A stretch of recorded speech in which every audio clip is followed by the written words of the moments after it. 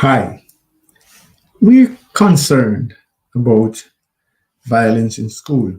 No, not external, looking at violence among schoolmates. Yes? And so 2 months ago, I happened to be right front and center involved in an incident related to violence within schools. No, I wasn't the protagonist. So I lead devotion. I go and provide a inspirational talk at elementary school on a Monday morning in their devotion. So I usually go beforehand to make sure that I connect with my audience, learn more about students, see if I can engage what's happening to them. 2 Mondays ago, I was there, and a young man was huffing and puffing with a big stone in his hand. So obviously, I stopped him, held on to his hand, and tried to get him to calm down because the cortisol was obviously raging in his mind. He was in a rational state at that point. Learned that one of his colleagues had said some derogatory things to him, and he was going to throw this stone into her face. True story. Yeah, it took a long time to get him to even be able to hear me.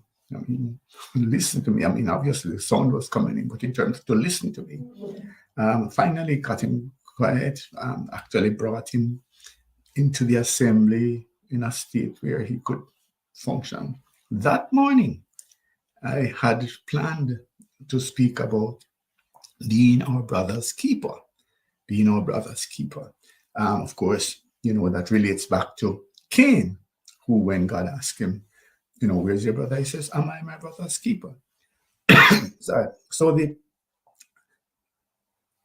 point I wanted to make was, let us look at a Cain mindset as against what we know as the Good Samaritan's mindset. And that was the challenge that we wanted to look at. What kind of life do we want to look? Do we want to look at the aggressor who would actually harm our colleagues, or would we want to go out of our way to provide kindness? That was it. And so that was the message. And I actually spoke about this particular incident where there was this conflict and what the conflict could lead to. Right. Last week, I go back and they call me Uncle Trevor. The gentleman, young man, came up and says, hi, Uncle Trevor, good morning. Completely different person. And hear this. He had a sweet, and he actually gave a sweet to the young lady in whose face he was going to throw this big stone. Amazing. And so that, to me, why am I raising it today? Because it actually speaks to the topic for today, which is to look at discerning listening and emotional intelligence. And for me, what happened here is that the young man actually listened in a discerning way. He didn't only hear. What one of the keys to discerning listening is not only that you have the information coming in, but you actually are able to understand it and that you are able to apply it.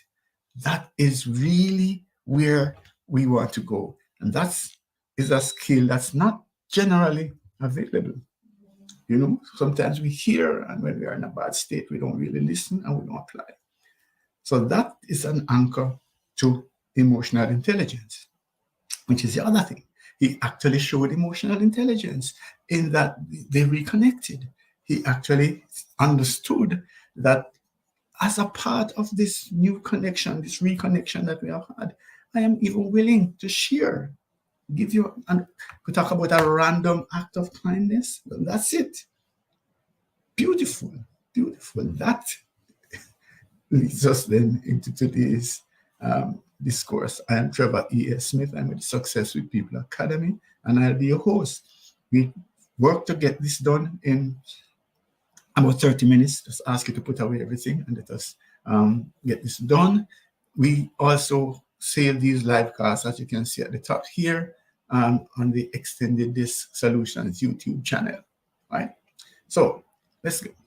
So our agenda is to share some context for why we're doing this, and then to look at a little bit more about what we mean by discerning listening, and then to look at these 4 ways in which discerning listening can help us to enhance our emotional intelligence. Of course, we usually challenge you to look at things from a different perspective. That's our different lenses feature, and talk a little bit. We definitely do not go into heavy promotion in these live casts, but just so that you know who we are.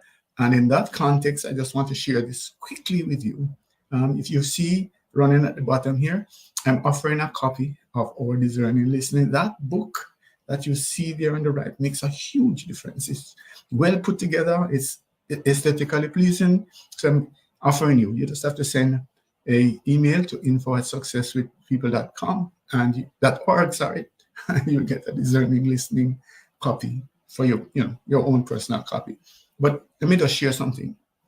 These Success with People live casts are available. We run them live on LinkedIn, Facebook, as well as on YouTube on a Friday at this time, and also on Wednesdays.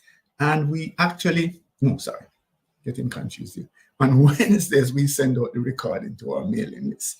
Right? We also have a leadership DNA club on LinkedIn, totally advertising free. You don't have all of this thing where people just dump stuff. So if you want, you can become a member. Just ask. Send me an email again at info@successwithpeople.org. And of course, on Thursdays, we send out the Success with People newsletter. So if you want to get these things directly into your mailbox, we don't confuse you with a lot of stuff. On Wednesday, as we say, we send the recording out, and on Thursday, you get the newsletter. That's it. But now, today, if you wish, you can get also a copy of Discerning Listening. Let's move on. So, what's the context? Did you know that emotional intelligence is the strongest predictor of performance, accounting for 58% of success in all types of jobs? This is according to a study done by Talent Smart. Here it is. Did you know that a survey by Career Builder found that 71% of employers value emotional intelligence over IQ when hiring? So the emotional intelligence is top in IQ, important. There's this: companies with emotional intelligent employees had higher levels of productivity, customer satisfaction, as well as lower levels of employee turnover. Worth it. So, as we're seeing here, then, emotional intelligence is important. But so what? From our point of view, for me, for you, emotional intelligence can make a huge difference at a personal and professional level, including communication improvement with our relationship, deepening them, helping with our decision making, also helping us to be more resilient in these troubled, fast changing times. But hear this: one key element of emotional intelligence is empathy. Yes? And by practicing discerning listening, we develop a deeper sense of empathy as we learn to recognize and respond to the unique listening styles and preferences of others. So some of those nuances that we're missing, some of those emphases that we are missing with discerning listening, we can capture them and become more intelligent emotionally. So let's look at how this can happen. The real connection between emotional intelligence, which is the capacity to perceive, to understand, and to regulate our emotions while responding appropriately to others. One, you can because emotional intelligence is built upon a host of competencies. One critical one is this capacity to listen with discernment. And so by exploring and understanding at a deeper level the techniques of discerning listening, we can actually get to a deeper understanding of ourselves and of others, and which of course then will lead to improvement in our relationships as we enhance our emotional intelligence. So what is this discerning listening concept? From the way that we have written it, with capital DISC, there's an indication that it is built on the DISC framework, the popular DISC framework: dominance, influence, steadiness, and conscientiousness, which are mindsets, which are behavioral tools which we use to navigate through life. So this little graphic on the side here would, for example, indicate how someone who is listening from a position of dominance would prefer to receive their information. They would want you to be direct. They would want you to be concise. They would also want the focus on outcomes. If you're listening from the position of influence, they want informality. They want you to engage them. And the focus should be on connecting. If you're listening from the steadiness toolkit, you really want people to be polite, respectful. You want them also to be attentive. You don't want them to fiddling all around. Pay attention. You're talking to me, talk to me. The focus then should be building trust. If you're listening from the conscientiousness toolkit, then you don't mind the formality. Yes. You want people to be attentive as well. And the focus should be on providing information, providing evidence, giving me information, giving me good answers to my questions. That is the kind of understanding that we can get to when we are able to identify what listening style my audience is using, and I can actually adopt my approach such that we connect at a deeper level, so that we avoid misunderstandings. Because each mindset, as you can see here, is different. Each approach, each listening style is different. And what we need to do then is to be able to get to a place where we can readily identify what listening style is being used and how I can communicate better with this individual. So here are 4 ways that discerning listening can help us to enhance our emotional intelligence. The first one, and the big one, is self-awareness. We have to understand ourselves first before we can adapt it, right? That's the right word. Adapt it to this listening style of those with which we want to communicate. So this requires a high level of self-awareness. And by the way, self-awareness is a critical component of emotional intelligence. So by practicing discerning listening, we get a greater awareness of our own communication style, including how we prefer to offer and receive feedback, as well as how we want to give and receive information, instructions. That, by the way, is a tricky area in organizations. How people give feedback, how they respond to feedback, how they give instructions, how you're receiving instructions. Those are critical factors. And we should start by understanding our preferences. Of course, it will not hurt for you to do a formal behavioral DNA assessment from Extended DISC. You can talk to us about that to get this behavioral DNA assessment, which looks at your listening style as well as other aspects of your behavioral preferences. All right? No big commercial here. Empathy is another critical area of emotional intelligence. And listen to this.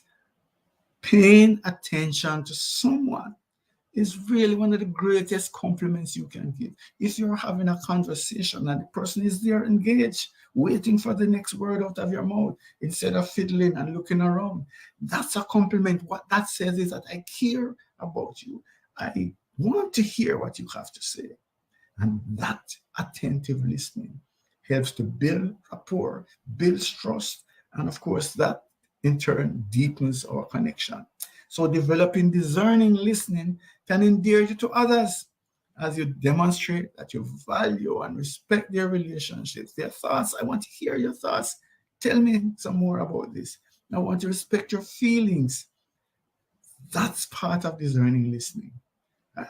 And so, as we practice empathy through listening with discernment, our emotional intelligence is going to be improved. And of course, this spillover is that it's going to impact our relationships, whether in the business, commercial world, organizations, or at home, or on the play field.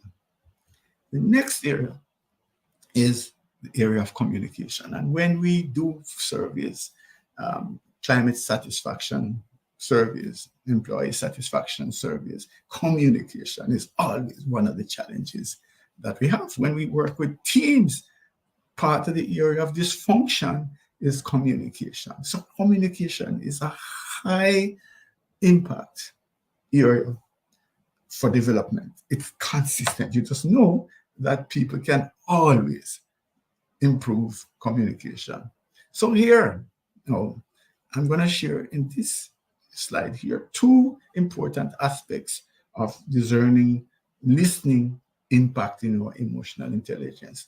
One of them is that having the capacity for discerning listening automatically helps us to be able to articulate our thoughts and feelings more clearly. We're more in touch with what it is that we believe, what it is that we think, how we view others, how we view a particular subject. So as a result of that, we're able to communicate it in a better way.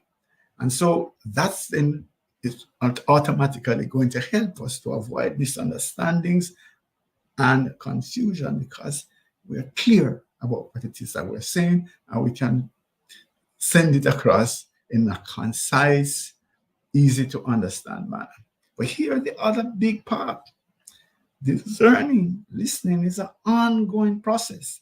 One of the things that we will find as we embrace discerning listening is that we're going to be acutely aware of patterns, of nuances of communication styles of others.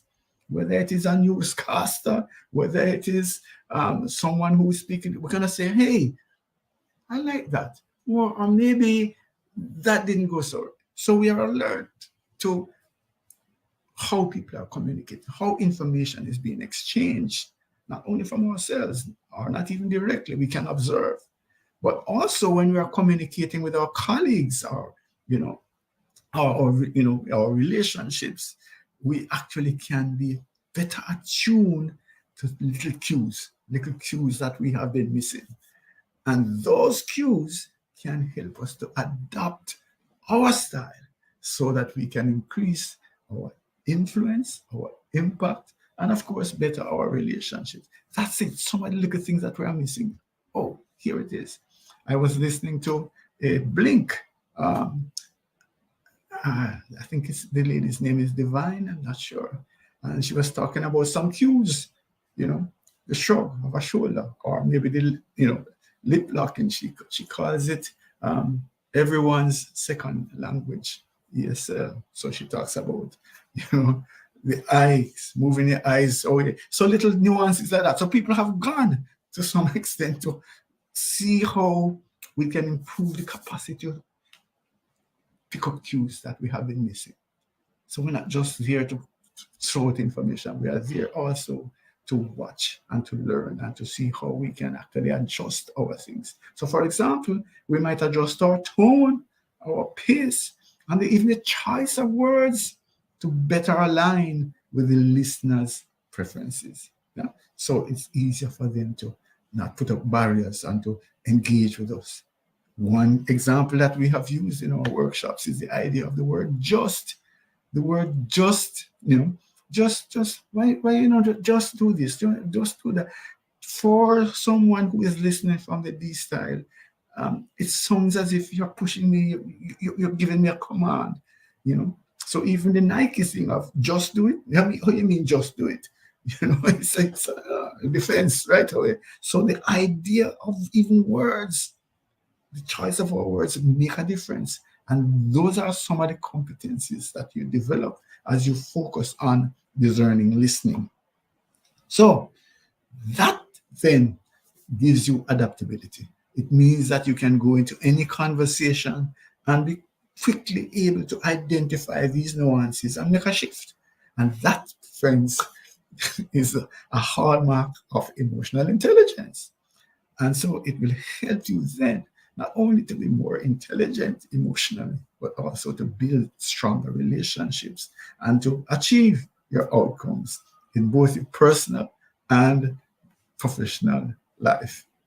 Let's move it forward. Building relationships. Obviously, this should be there as well. Discerning listening is going to give you the capacity to deepen relationships and to win new friends, if you will, or to connect with new individuals, right? Because it really is a platform for bonding.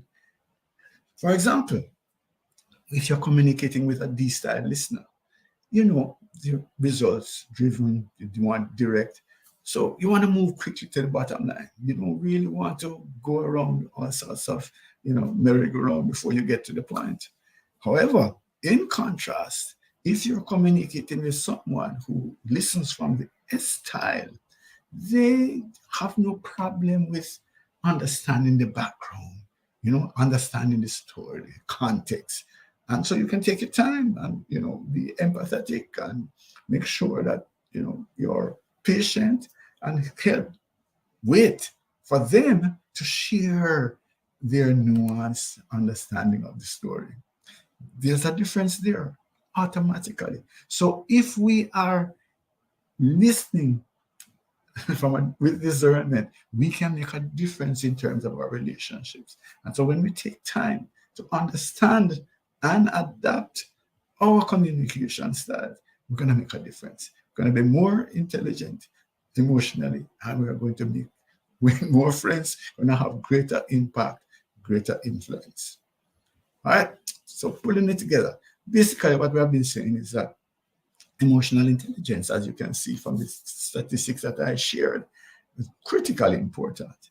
And by embracing and practicing discerning listening, we can foster better relationships with your colleagues, your clients, your shareholders, your family, and be more productive and achieve more. And so what it is at its core, it's a tool for building relationships and for adapting our style to the communication style of others. So if you look at the point number 3 here, you can develop a sense of self-awareness, empathy, communication skills, and of course your relationship building skills, which are all key essential components of emotional intelligence. So I'm saying to you, if you want to avoid the feeling of being misunderstood or not heard appropriately during important conversations, I would suggest that you take action to develop your discerning listening skills. Here's a free chance you can start right away. Just request your copy. No holds, no holds bars. Just send us an email to info@successwithpeople.org and get your copy, your personal copy of the publication. Let me just again, we like in these Success with People live casts to invite a shift in the mindset. So I want to challenge you. What would it take for you to take seriously this whole idea of developing your emotional intelligence? Of course, at your stage, you're all right, but you can always make some room for improvement. But just what would it take for you to look at that again to see how you can improve your emotional intelligence, given the impact, given the impact skill? What is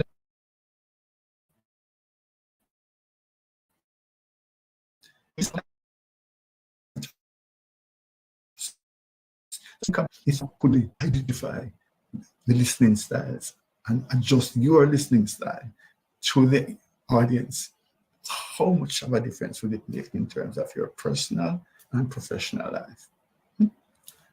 And what if you were to make this commitment then to make it happen?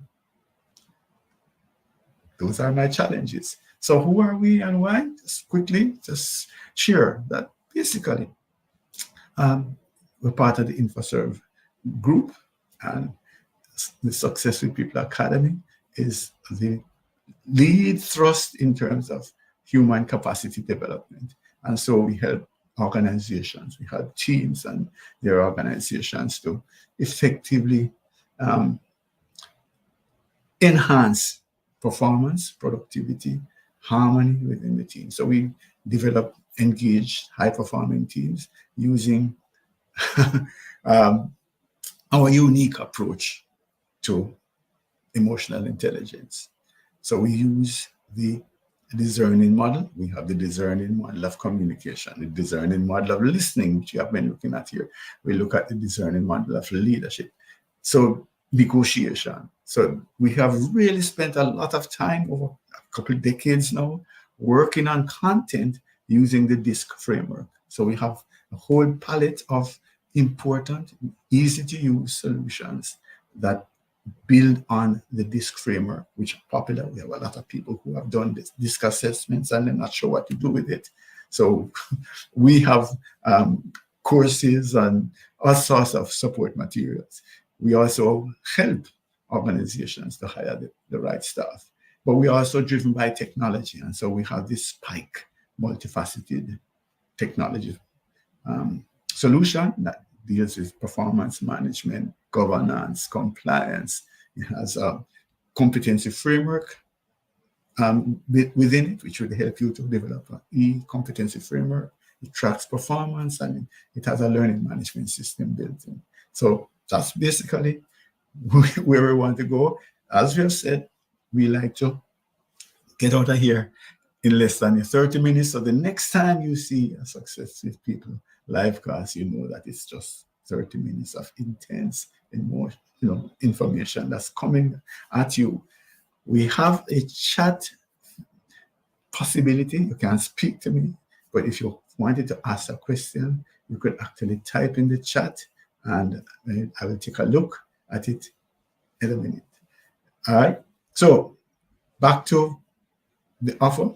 As you can see, request your copy of DISCerning Listening. We really invested a lot of time and effort in a graphically pleasing presentation that goes to the heart of understanding DISCerning Listening. In all earnestness, we would suggest also that you do your own behavioral DNA assessment, which looks at your listening style, looks at your leadership style, and a number of other areas, your project management, customer service, time management, all of that is included in the assessment. So send me an email, you can make it happen. And if there are no chat issues here, I have my colleague here, so you could just indicate in the chat if you have a question, if you have a suggestion, or if this has had any value for you, you could actually send me the chat and we can address it. If not, sometimes I go over a couple of minutes. This time I'm doing very well, so I'm going to actually flip the switch, the script, and be out actually under the 30 minutes. Thank you for your time.